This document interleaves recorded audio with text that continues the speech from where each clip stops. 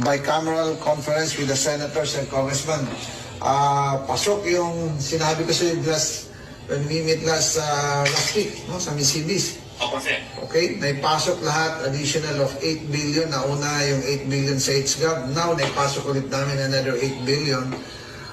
That's 16 billion. So, total yung buong 350 pesos na...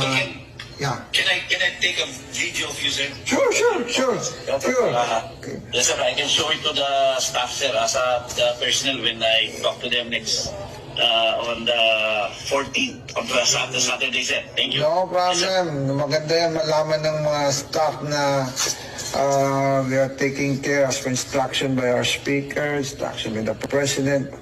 Ano yan? Maganda yan na malaman ikaw sa... How are you?